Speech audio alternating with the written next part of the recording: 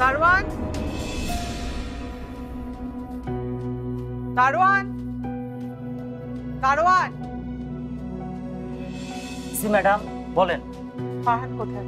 আমি জানি না ম্যাডাম। জানো না মানে? তুমি কি বেহুশ হয়েছিলে? গাড়ি দিয়ে যখন বের হলো জিজ্ঞেস করতে পারলে না কোথায় যাচ্ছে? মানে মাসে মাসে না টাকা দিয়ে একটা গাধা পুষছে, এখনো দাঁড়িয়ে আছো? যাও।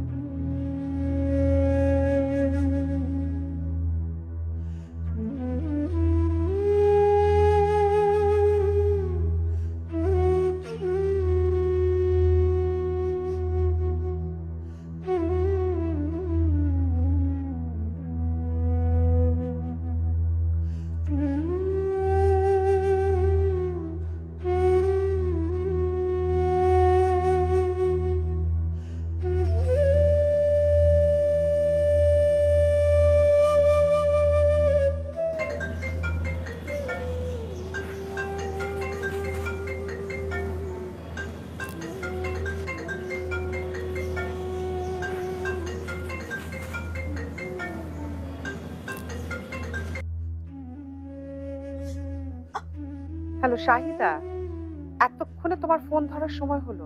আমি এর আগে আরো দুবার তোমাকে করেছি। কোথায় ছিলে তুমি? কি করছোটা কি? আর আমি এর মধ্যে টেনশনে মারা যাচ্ছি। স্কাউন্ডারেল শাকিলটা বারবার আমাকে থ্রেট করছে ফারহানকে সবকিছু বলে দেবে।